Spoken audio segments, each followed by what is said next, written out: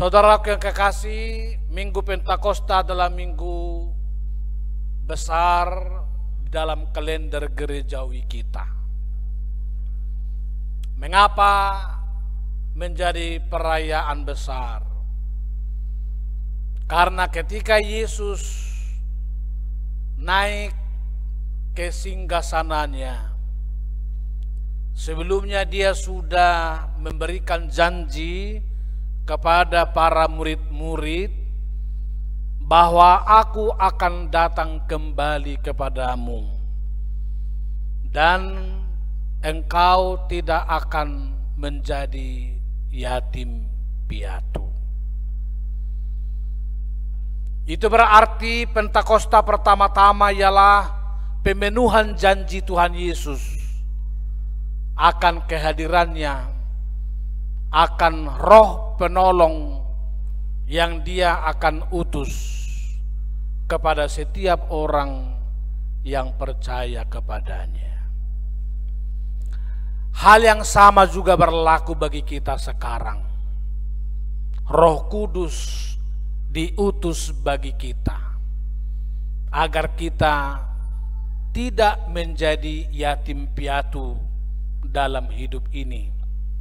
Meskipun secara biologis barangkali sudah banyak di antara kita yang yatim piatu, tetapi dalam terang kerajaan surga, dalam bingkai iman percaya kita, sesungguhnya setiap orang yang menyambut Roh Kudus, dia tidak pernah yatim piatu. Dia punya Allah, punya Tuhan, punya Roh yang selalu bersama-sama dengan dia. Saudara yang kekasih, Pentakosta artinya hari ke-50. Dimulai setelah kebangkitan Yesus. 40 hari hingga kenaikan, dan 10 hari setelah itu Minggu Pentakosta. Dari 50 hari setelah Kristus bangkit dari kematian, sepanjang itulah Minggu Pentakosta kita nanti-nantikan di dalam kehidupan kita.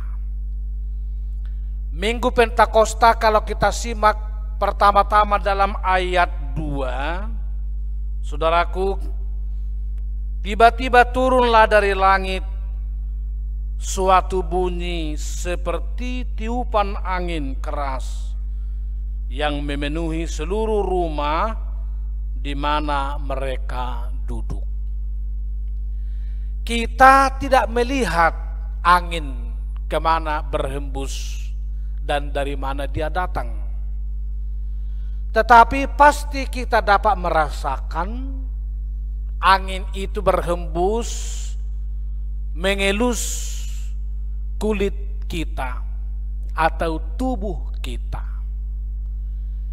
Kita tidak melihatnya secara material, tetapi kita sungguh-sungguh dapat merasakannya di dalam kehidupan kita.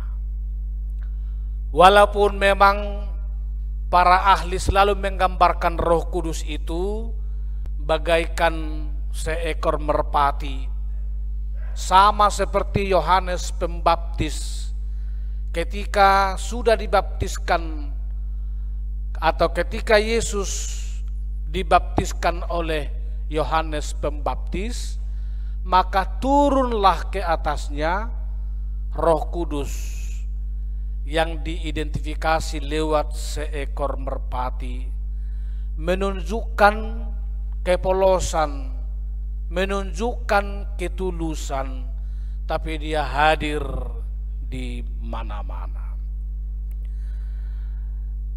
Saudara yang kekasih, Pentakosta juga sering disebut dengan hari kelahiran gereja. Kalau kita berulang tahun, 1 tahun, 2 tahun, 10 sampai seterusnya, tapi gereja itu berulang tahun lewat pencurahan Roh Kudus. Dan itulah sesungguhnya Minggu Pentakosta, yang ditandai dengan dibaptisnya orang-orang percaya pada saat itu sejumlah 3.000 orang. Coba bayangkan Bapak Ibu Saudaraku yang kekasih, dalam satu hari saja pencurahan Roh Kudus itu ditandai dengan dibaptisnya 3.000 orang yang percaya, dan itulah yang sering kita namai sebagai buah sulung gereja yang pertama-tama di tengah-tengah dunia ini. Dikaitkan dengan perjanjian lama, sebetulnya pesta Pentakosta ini terafiliasi dengan pesta panen dalam perjanjian lama. Dan mereka semua dari berbagai bangsa di tengah-tengah dunia pada saat itu berkumpul di Yerusalem untuk merayakan Pentakosta, mengingat Taurat Tuhan yang diberikan oleh Tuhan lewat Musa di Gunung Sinai, sekaligus juga menyerahkan hasil pesta panen mereka pada waktu itu. Tetapi sekarang pesta panennya bukanlah dari kebun, bukanlah dari usaha kita atau di tempat bekerja kita, tapi panen yang pertama di sini berkaitan dengan orang percaya yang sungguh-sungguh mengaku bahwa Kristuslah Tuhan di atas segala-galanya. Bapak Ibu Saudaraku yang kekasih, kembali kepada ayat 2 tadi. Roh itu hadir bagaikan bunyi tiupan angin ke seluruh rumah itu. Bunyi yang tidak dapat dilihat, tetapi dapat dirasakan. Tidak ada yang bagi kita sanggup menggenggam angin, meskipun kita dapat merasakannya. Itu artinya Roh Kudus tidak pernah terikat dengan media, tidak pernah terikat oleh manusia. Dia bebas, dia merdeka, kemanapun dia pergi dan dari mana dia pergi. Itulah Roh Kudus yang kita percayai, kita dapat merasakannya, walaupun kita tidak dapat melihatnya. Kemudian mari kita simak dulu sebentar saudaraku yang kekasih ayat 3. Di samping angin itu tampaklah kepada mereka lidah-lidah seperti nyala api yang bertebaran dan hinggap pada mereka masing-masing. Lidah-lidah seperti api ini mensimbolkan bahwa Roh Kudus itu membakar setiap dosa-dosa yang dilakukan oleh orang-orang yang menjauh dari Tuhan. Lidah-lidah api itulah yang memberikan kita kuat kuasa membakar, membuang segala dosa, segala perilaku kejahatan yang Tuhan tidak kehendaki dalam hidup kita. Lidah-lidah api itulah juga yang membuat kita dapat melihat dengan terang mana jalan yang akan kita jalani dan mana jalan yang akan kita hindari. Lidah-lidah api itu juga sekaligus mensucikan, menguduskan kita, agar segala hal yang najis di dalam hidup kita disucikan, dikuduskan oleh Tuhan dalam keseharian hidup kita. Bapak Ibu Saudaraku yang kekasih, 2 tanda diberikan oleh Tuhan bagi kita merasakan kehadiran Roh lewat tiupan angin, lewat gambar lidah-lidah api. Berangkat dari situlah ada paling sedikit 3 peran Roh Kudus dalam hidup kita setiap orang percaya. Dan itu kelihatan dalam keseharian hidup kita. Apakah itu di rumah, apakah itu di keluarga, apakah itu di tempat di mana kita bekerja. Pertama, Roh Kudus itu membentuk kembali hidup kita yang lama menjadi hidup kita yang baru. Dia membentuk kembali, membaharui kembali hidup kita yang lama menjadi hidup yang baru. Saya sering memberikan contoh yang sangat sederhana. Kalau ada seorang gadis kampung datang dari desa ke Rawamangun, pastilah kita awalnya akan melihat ini gadis amat, gadis kotor. Apalagi misalnya dia keringatan, banyak peluh keluar dari dahinya, kelihatanlah awal-awalnya yang kotor, yang abu, yang hitam-hitam keluar dari pori-pori tubuhnya. Pasti orang akan mencibir dia. Ini jangan-jangan perempuan yang kurang waras. Maka tidak ada laki-laki yang membeter-beter orang seperti itu. Dia akan sungkan, mendekatinya pun akan selalu menjauhinya.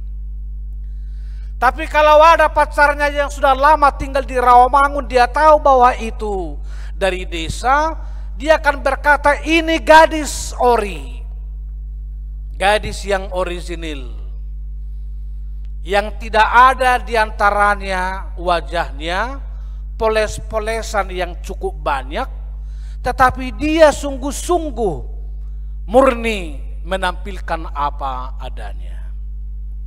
Bukan seperti banyak gadis-gadis atau ibu-ibu yang cantik, tapi kadang-kadang cantiknya oleh karena makeupnya yang cantik.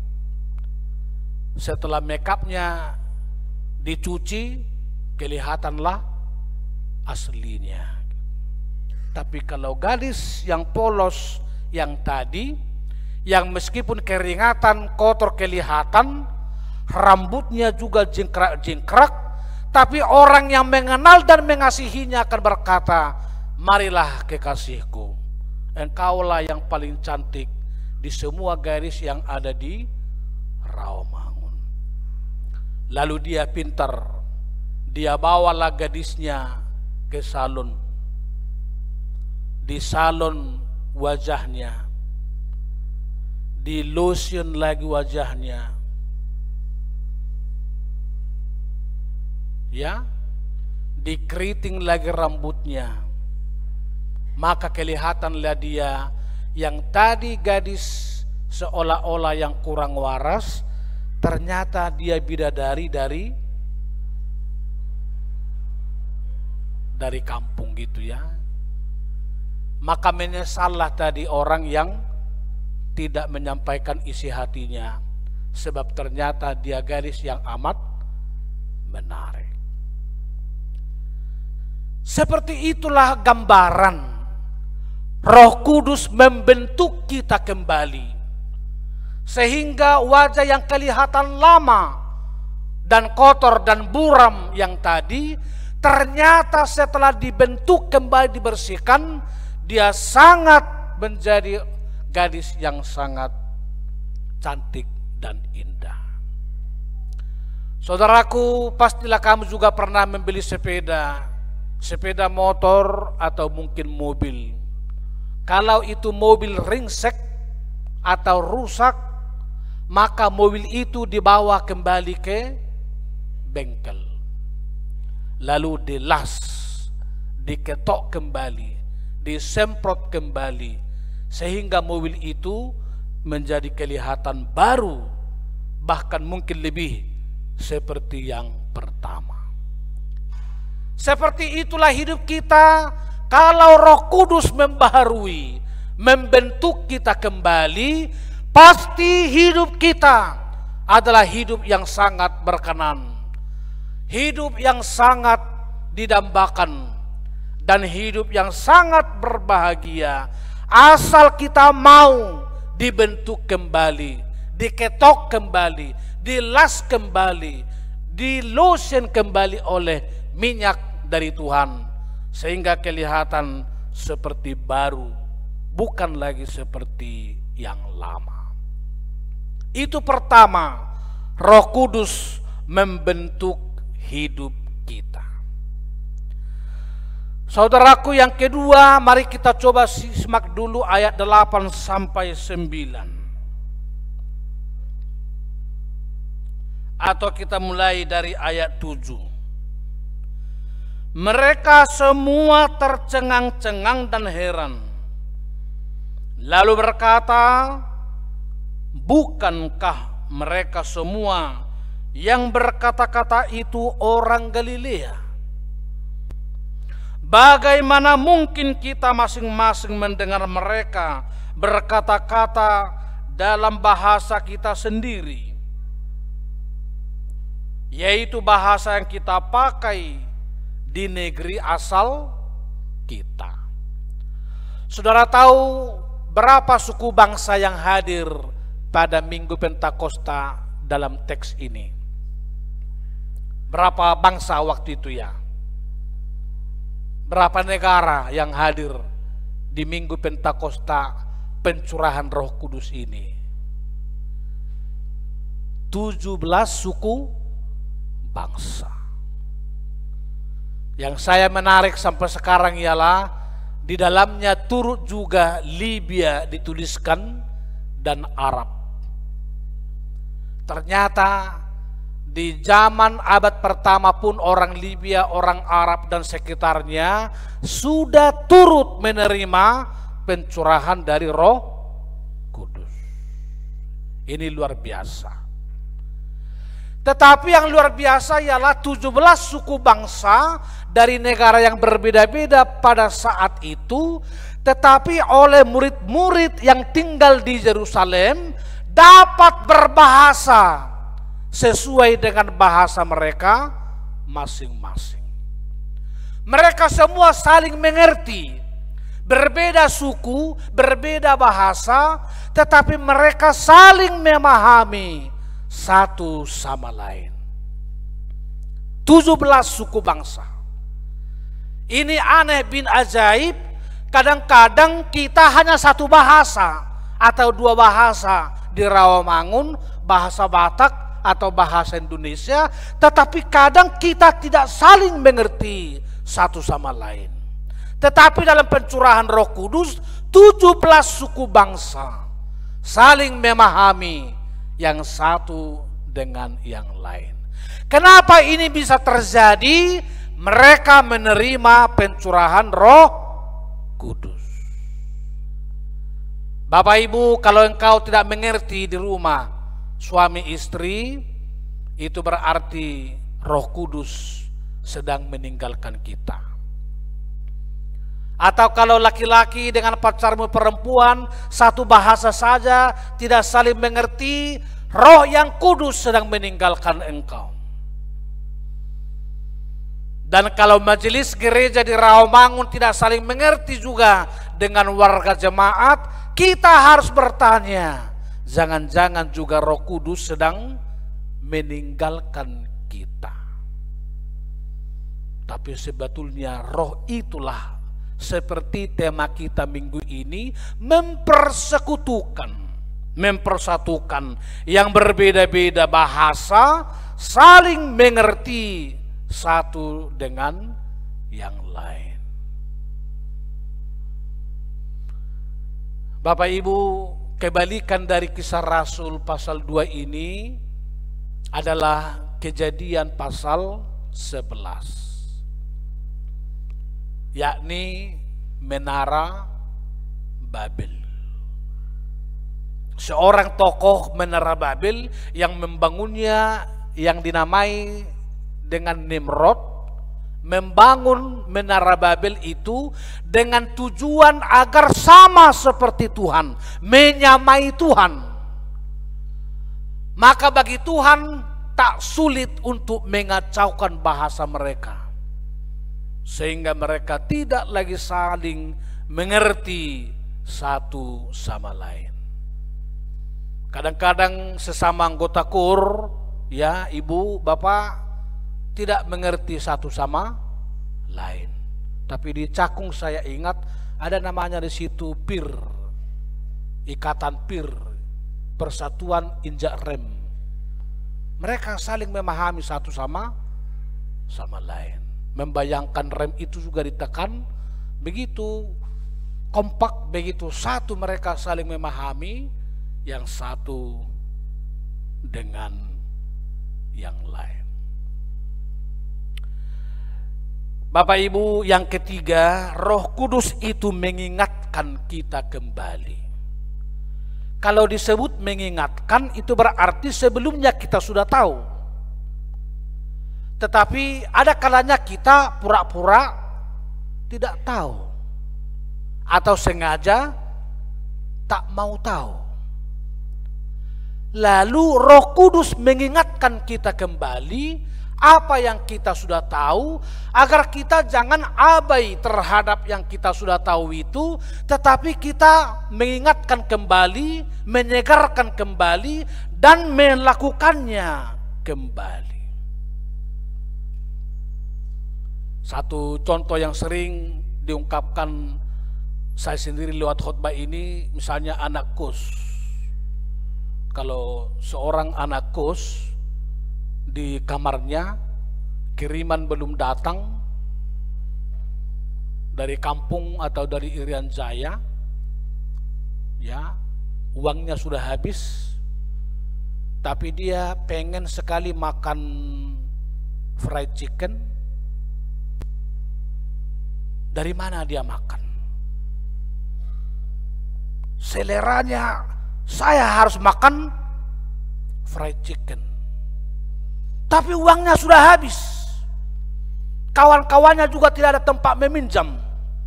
Kiriman dari orang tua juga habis. Lalu tiba-tiba dia berangan-angan, bernyanyi-nyanyi, bersiul-siul, terbang anak ayam tetangga ke kamarnya. Ini jawaban Tuhan atau jawaban setan? Anggosi mau bagaimana? Mau lihat may ho Tuhan, nungayo leho tangyaku inon nalwe. Tapi kalau dia ingat, aku dulu mantan naposo ya, mamaku perari Kamis, bapakku sintua, berarti nggak boleh itu kutangkap, karena itu godaan bagi saya. Atau kalau kau seorang laki-laki yang mendambakan seorang gadis tapi tak jadi-jadi kau punya pacar, lalu ketika kau berangan-angan di tempat pekuburan Sunan Giri, tiba-tiba datang seorang gadis di malam yang gelap itu, mental pula dia. Kamu juga akan berkata, melihat madi huali Tuhan, ngaitong otso haletu nauli. Tapi kalau roh itu ada dalam hatimu, engkau akan sedikit lebih kritis, ini siapa? Jangan-jangan ini hanya godaan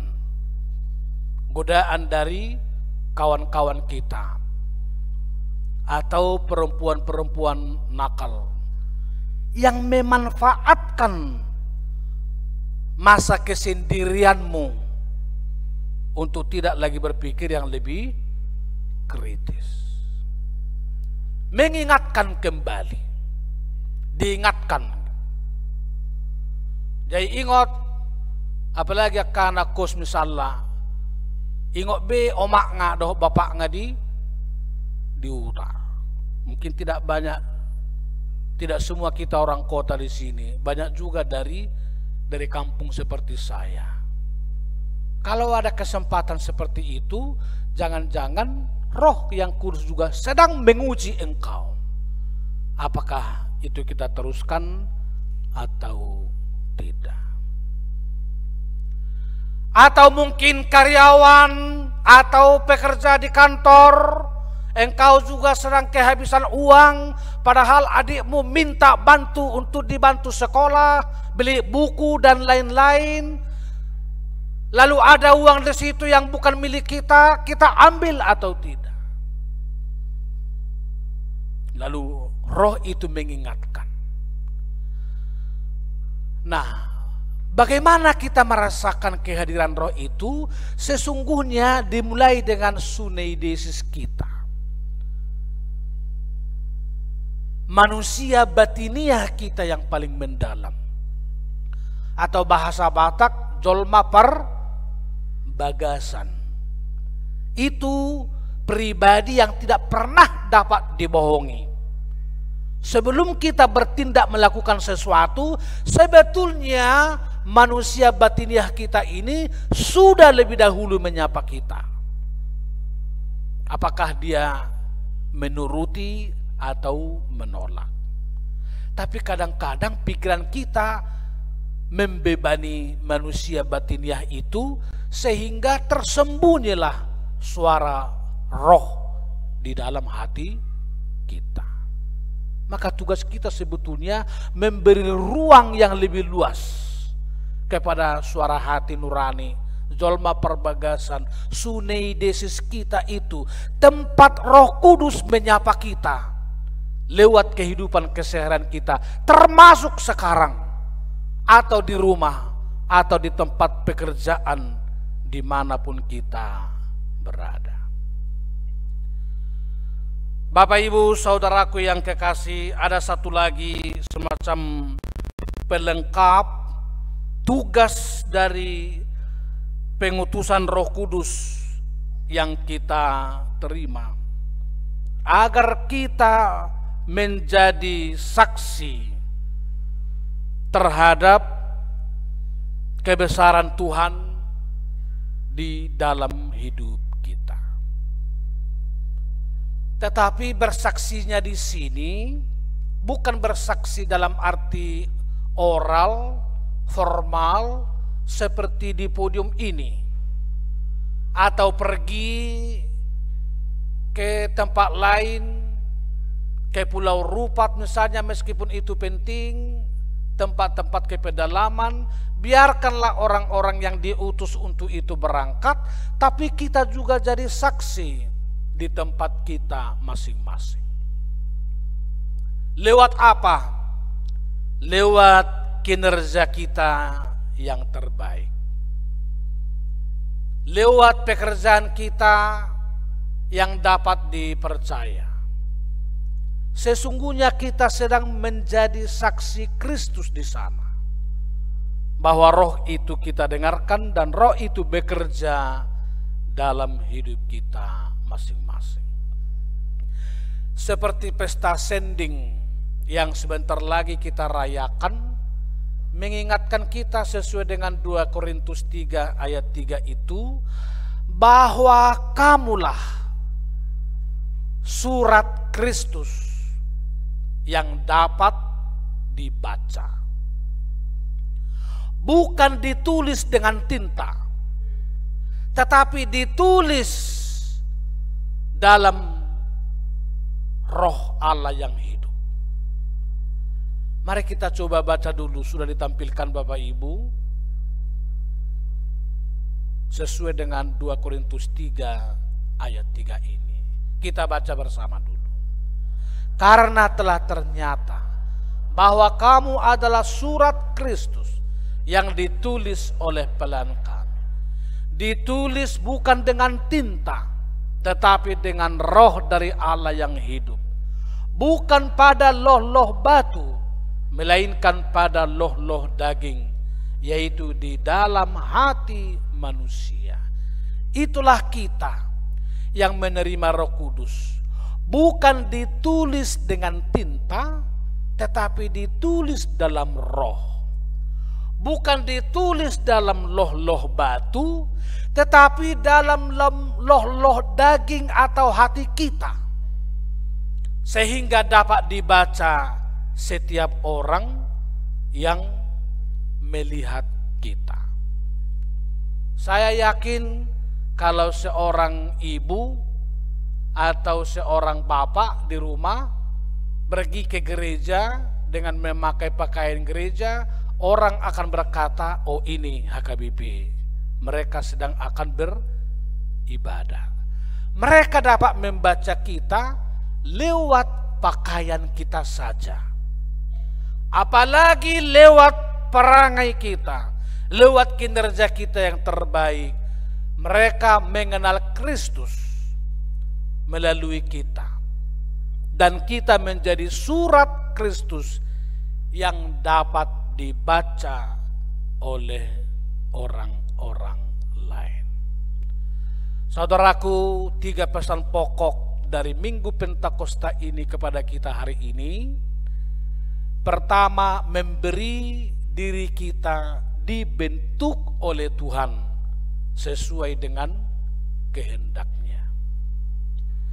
Kedua, kita menerima Roh Kudus agar kita boleh saling mengerti, saling memahami dalam perbedaan-perbedaan yang ada.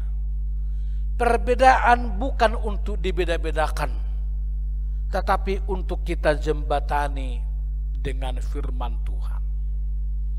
Lalu ketiga, Roh Kudus hadir dalam diri kita, mengingatkan jangan-jangan kita sudah salah langkah, sudah salah berjalan, sehingga Roh Kudus itu mengingatkan agar kita kembali, bukan sekedar melangkah, tapi sekaligus menjadi saksinya lewat keseharian kita, lewat pekerjaan kita, lewat kinerjamu yang terbaik, lewat produksimu yang terbaik di tempat di mana engkau bekerja, sehingga kita menjadi surat Kristus yang dapat dibaca lewat buah-buah roh sesuai dengan Galatia 5 ayat 22 dan 23.